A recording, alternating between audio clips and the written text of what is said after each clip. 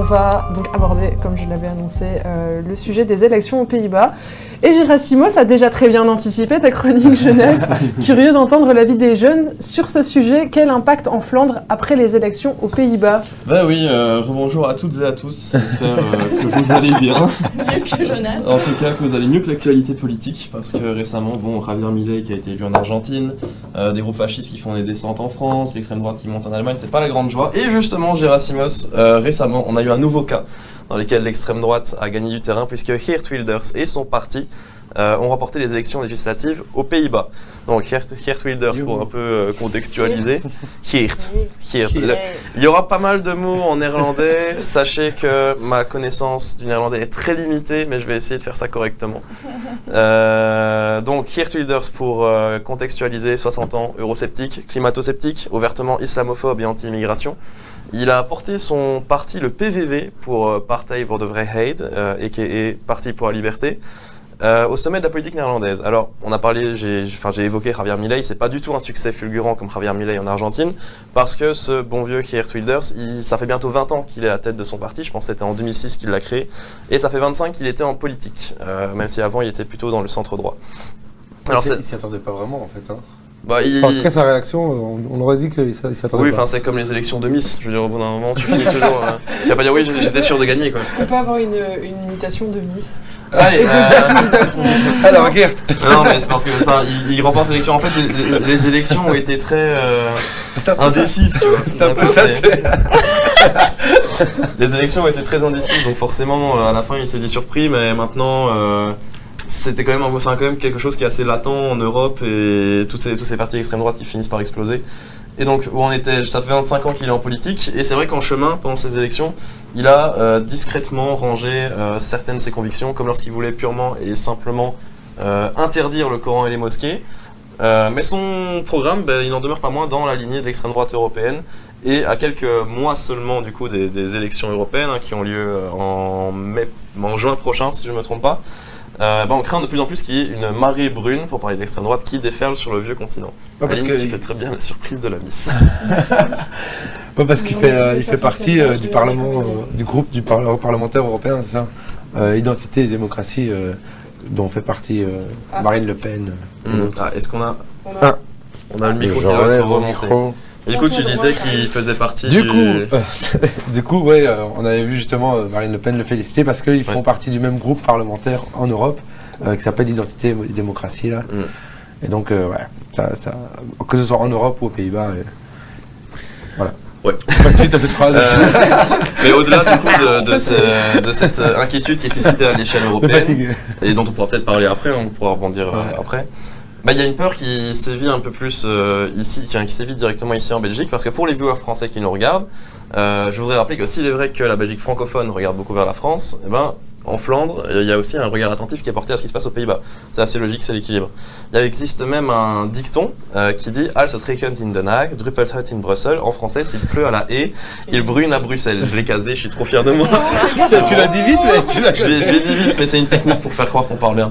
Donc ça tient sûrement plus de la croyance populaire que d'analyse politique, mais la question des implications et surtout des leçons à tirer du scrutin néerlandais se pose ici en Belgique.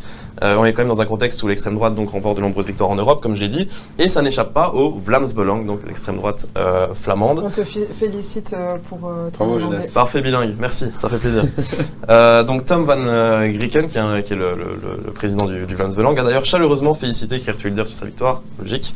Et en fait, sa victoire, ça change pas mal de choses, parce qu'il y a eu je pense, un très bon article du Soir, qui a été publié récemment et dans lequel le politologue Bram Wouters explique que ça crée un précédent d'une certaine façon dans l'imaginaire collectif et que donc des partis dans l'imaginaire collectif, des partis de droite radicale peuvent désormais gouverner et donc obtenir du pouvoir pour mener des politiques, mais les politiques qu'ils ont envie de mener, quoi.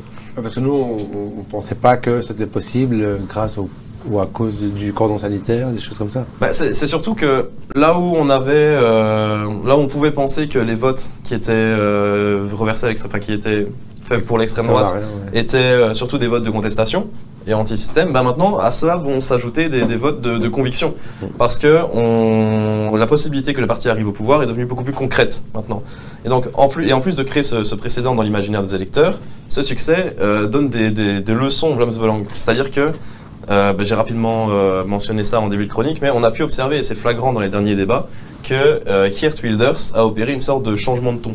C'est-à-dire qu'il a essayé d'adopter une position beaucoup plus modérée et de présenter un profil plus doux, de se dédiaboliser. À la Marine Le Pen. Ouais. À la Marine Le Pen, mais dans un laps de temps beaucoup plus court. Il n'avait pas son Zemmour en face. Ouais, exact. Et donc, par exemple, il a un peu abandonné les sujets tels que l'islam ou, je sais pas, le Nexit, pour plutôt... Abandonné. Bref, en fait, ils sont... Je vais y On en revenir, a reparlé. Le Nexit aussi, qui est donc... Le Nexit, qui est l'équivalent du Brexit, mais pour les Pays-Bas. Voilà. Netherlands Exit. Parfait bilingue aussi. Mais donc, il s'est plutôt concentré sur des sujets socio-économiques, quoi. Prochaine émission en néerlandais, les gars. C'est Alors prévu. ne m'appelez pas. Mais donc, en fait, le programme de son parti, lui, il a conservé ses aspects climato-sceptiques, islamophobes, etc. Mais c'est beaucoup plus en filigrane, et donc les électeurs ne s'en rendent pas nécessairement compte. Par contre, pour les autres partis politiques, c'est toujours aussi visible, et c'est justement ce qui va déterminer aujourd'hui l'évolution des choses.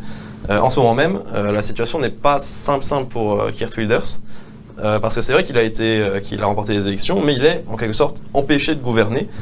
Je pense à la libérale Dylan Yeşilgöz, pardon, je vais certainement très mal prononcer son nom, qui n'a pas attendu la décision de la Chambre pour désigner un éclaireur, mais qui a directement dit que son parti, qui était pourtant celui qui avait gouverné pendant plusieurs années, tirait les conséquences de sa défaite et n'entrerait pas au gouvernement.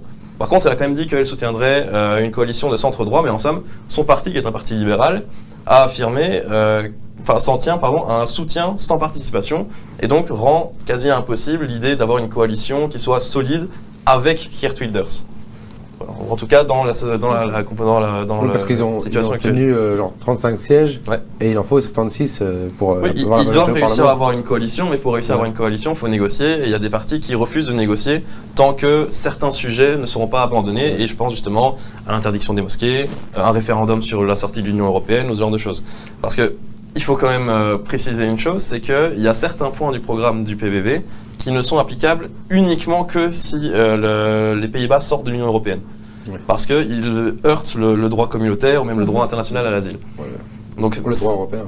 Oui, c'est ça. Et donc, en fait, ils sont un peu obligés de sortir de l'Union européenne pour pouvoir appliquer tout ce qu'ils veulent appliquer. Et donc, c'est une solution, il n'y a pas vraiment de solution à ça, en dehors du fait de lisser le programme et partir sur des choses beaucoup plus accessibles, entre guillemets, quoi. Donc ce qui est un peu réjouissant, c'est qu'il faut déjà qu'ils aient une majorité au Parlement pour faire adopter certaines lois, et en plus qu'ils sortent de l'Europe pour en faire appliquer d'autres. En plus, quelle est vraiment la probabilité qu'ils sortent de l'Europe? C'est quand même un membre historique de l'Union européenne aussi. Ouais. C'est un membre historique, un membre historique, mais bon, aux Pays-Bas, il y a depuis des années maintenant un discours, une rhétorique hyper sécuritaire, et c'est pour ça d'ailleurs qu'il a fait du contrôle des frontières une de ses priorités, quoi. Et donc sortir de l'espace Schengen, sortir de l'Union, c'est des trucs qui l'intéressent et qui intéressent beaucoup de citoyens aux Pays-Bas, quoi. Et donc la question qu'on se pose, que je posais en début de chronique, c'est qu'en serait-il en Belgique? Parce qu'on sait qu'en juin 2024, il y a les élections fédérales, régionales et européennes qui arrivent. Alors il y a déjà une différence fondamentale au niveau fédéral ici en Belgique, c'est que la participation des partis francophones est obligatoire à la formation d'une majorité. Et les partis francophones en Belgique, ils sont tenus par le cordon sanitaire, et donc ça signifie qu'ils ne s'associeront pas à l'extrême droite. Ça, c'est impossible. La question, c'est plutôt au niveau de la région flamande. C'est-à-dire que la N-VA, qui est un parti nationaliste flamand, a toujours été assez flou dans son positionnement vis-à-vis du cordon sanitaire, sans oublier que Bart De Wever, donc président de la N-VA, n'a pas toujours envoyé des signaux dans le même sens vis-à-vis d'une collaboration avec le Vlaams-Belang. C'est-à-dire qu'il y a eu des moments où il disait, éventuellement, si le Vlaams-Belang vire certaines personnes de son organigramme, là, il deviendrait fréquentable. C'est un discours un peu particulier, ça voudrait dire que, sous prétexte qu'on vire quelques racistes d'une organisation d'extrême droite, ils deviennent subitement fréquentables, mais ça, c'est un autre débat. Et donc, il faut aussi rappeler, ça, je n'ai pas dit, que le cordon sanitaire médiatique, donc l'idée d'inviter l'extrême droite pour parler en plateau, n'existe pas en Flandre. Donc, on a pu voir à plusieurs reprises Van Grieken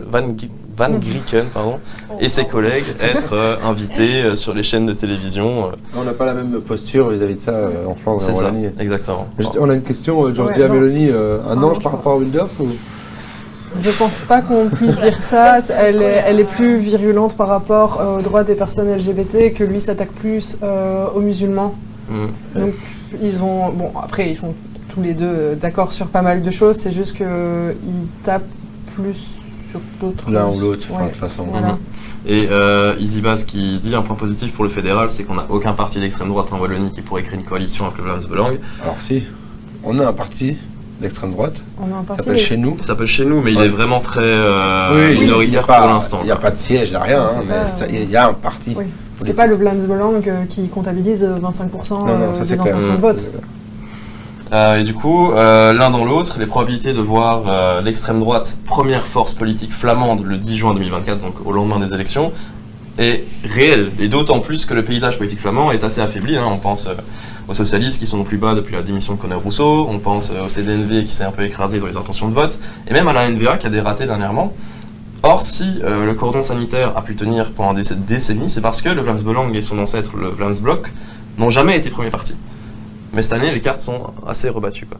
Il est très peu soutenu, c'est pour ça que je disais qu'il n'y en a aucun. C'est vrai que jusqu'à présent, les partis d'extrême droite en Wallonie ont toujours été extrêmement minoritaires. En tout cas, ils ne sont pas visibilisés. Ils ne sont pas visibilisés. Il y a eu une polémique il y a quelques mois, justement, parce que je crois que c'était la RTBF qui avait vraiment tendu son micro à un représentant de ce parti. Mais jusqu'à présent, en tout cas, le cordon a tenu, quoi. Alors, dit comme ça paraît assez inévitable, d'autant qu'on sait que le Vlaams Belang est premier dans les sondages depuis des années. Enfin, depuis des mois, en tout cas.